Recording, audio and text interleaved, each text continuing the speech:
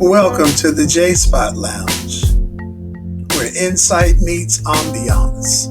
I'm your host, Mr. J. So settle into that favorite leather chair. Settle into that favorite spot on your couch. And let the crackle of the fireplace or the flicker of the candle set the mood.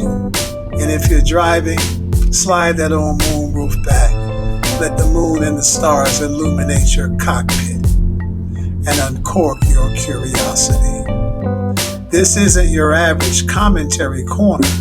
It's a thoughtfully curated space where real-world events are unpacked with nuance, candor, and just the right pour of perspective.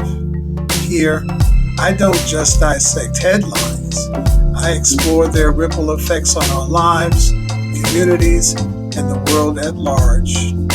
Whether it's politics, culture, or the story shaping tomorrow, the J Spot is where sharp takes meet warm conversation. So pour a glass, pour a cup, pour a tumbler, take a sip of water if you're driving, lean in, and let's make sense of it all, one story at a time. Let's get right to it, shall we? The recent Supreme Court decision limiting the use of nationwide or universal injunctions was authored by Justice Amy Coney Barrett, with a conservative majority of 6-3 in agreement. And in her opinion, Barrett argued that such sweeping injunctions exceed the authority granted to federal courts, emphasizing that relief should be tailored to the plaintiffs before the court. Now, while I don't agree with why they're doing this, I do agree with her premise that the person who brought the suit should be the only one affected by the outcome. And by that I mean, if I were to sue my local municipality for fining me because I'm not recycling, and I get a court to issue an injunction against them collecting that fine, does that mean everyone in my neighborhood gets to do the same thing?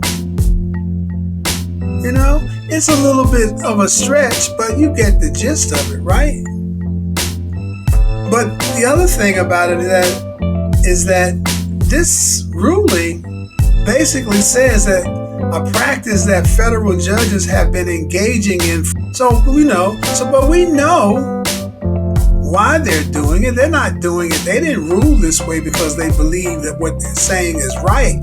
They did it to give Donald Trump more power. After all, he did nominate 3 of them who are presently on the court, which brings me to this question.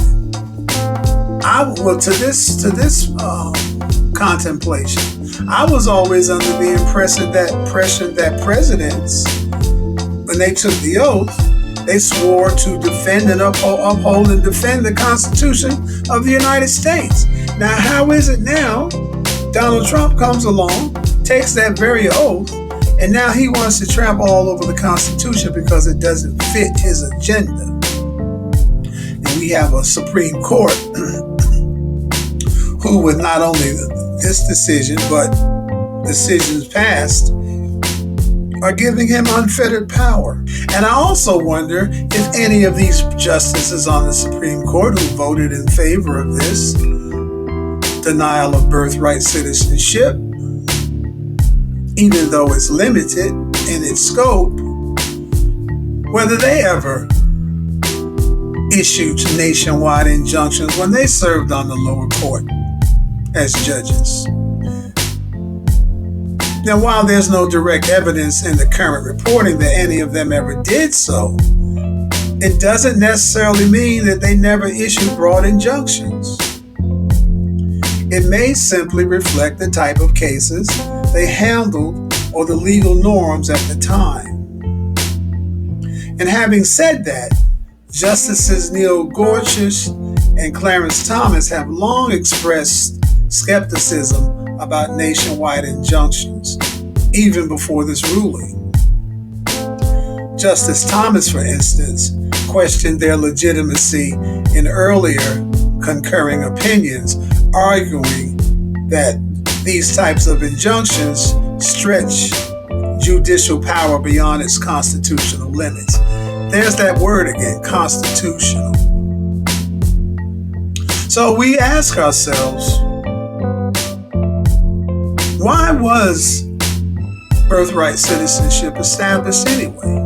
Well, the primary goal of the birthright citizenship was to overturn the Supreme Court's 1857 Dred Scott decision, which infamously ruled that Black Americans, whether enslaved or free, could not be U.S. citizens.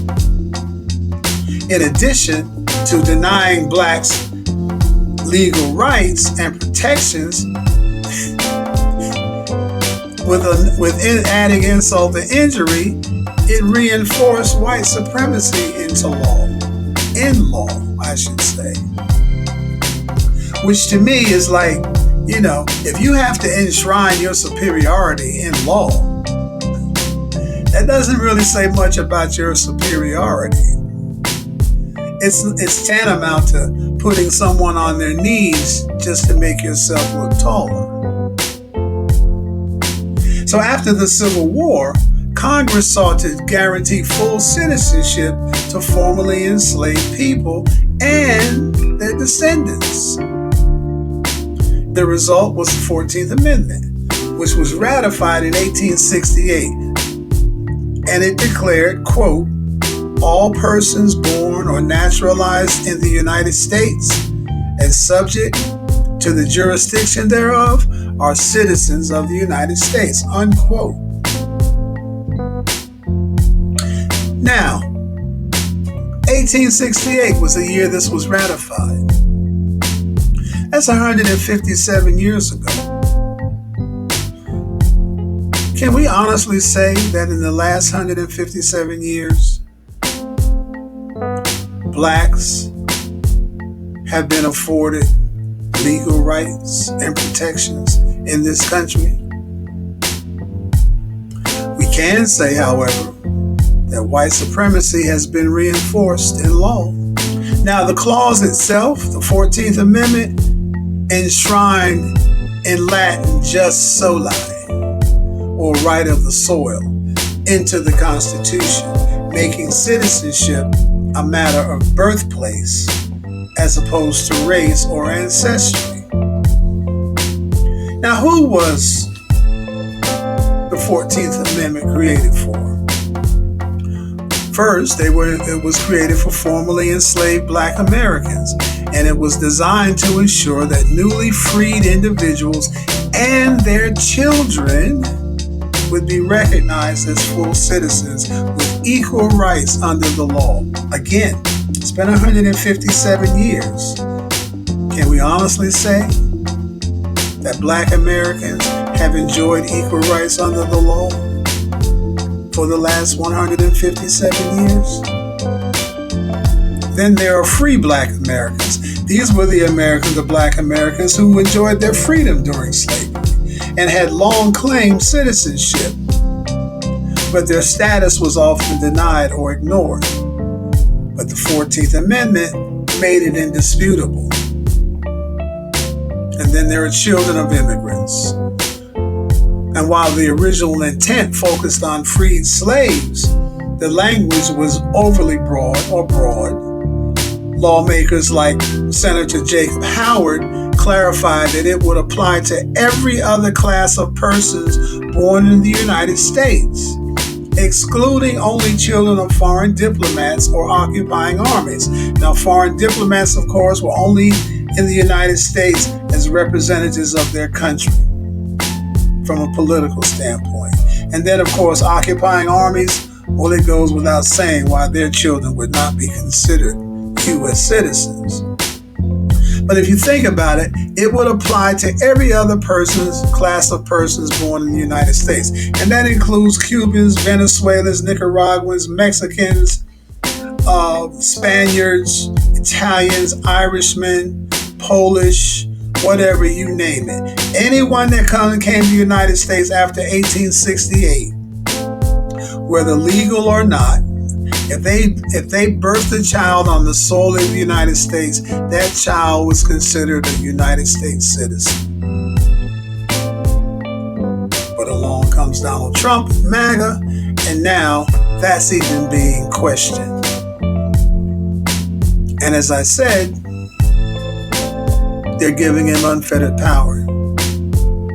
And then there's the marginalized groups. Over time, the amendment became a shield for other vulnerable populations, including Native Americans, after the passage of the Indian Citizenship Act of 1924, and later, children of immigrants, regardless of their parents' legal status. Now I gotta pause right here for a minute, just interject something. Let me give you my take on that Native American term. How in the world are you gonna come over here to a country with no name, at least not one that you knew anyway, decimate its people, steal all the land, name it a certain name, and then ask those people who have been here forever and a day to call themselves what you call yourself? The frickin' nerve of you people. Native Americans. How could they be a Native American when it wasn't even America, when they were native to it? When they were here first. It was whatever they called it, not you. And then you had to pass a law to give them citizenship in a country that they were born in long before you got here. And the principle of birthright citizenship was upheld in the landmark 1898 case of United States versus Wong Kim Ark, where the Supreme Court ruled that a child born in San Francisco to Chinese immigrant parents was a U.S. citizen, even though his parents were not. This cemented that the idea that birth on U.S. soil equals citizenship, regardless of ancestry or race, just so lie. Birthright citizenship wasn't just a legal fix, it was a moral declaration. It said that America would no longer define belonging by bloodline or caste, but by the simple, powerful fact of being born on its soil. Until Donald Trump and MAGA, that is. Now, finally, folks, I was having a conversation with someone in my office the other day, and we were talking about birthright citizenship. And the subject veered off into something that's going around now about Latinos believing that Black Americans, African Americans, were immigrants, and that we would be the next group of people that the Trump administration would come after. And he was asking me what I thought about that, and I was like, well, I don't think that'll ever happen. And he was like, why? I said, well, for one thing, I said, really for this reason. I've said for years, I told him, for years, ever since Trump came down that escalator and MAGA became a cult, that if MAGA got its way and Trump got his way, Black folks would one day be slaves again. And what better way to make sure that happens than to get rid of everyone else in the country and just have Blacks and whites here again, and maybe, quote, air quotes, Native Americans. And if there's no one else left in this country but the three races, who do you think is going to have to work the fields, pick the fruit, and spin the yarn, and do everything that white folks won't do because they think it's beneath them? that's just my take. I hope it's not true. Well, peeps, it looks as if the wine bottle is half empty, as are our glasses, which means that our time is up. And I thank you once again for spending some of your valuable time here with me in the J Spot Lounge. And as tonight's curtain comes down, know that I'll be here waiting in the wings whenever you feel like checking in again. Until then, may your glass be full, your curiosity be piqued, and your knowledge be rich. And make sure that you come back to visit with me.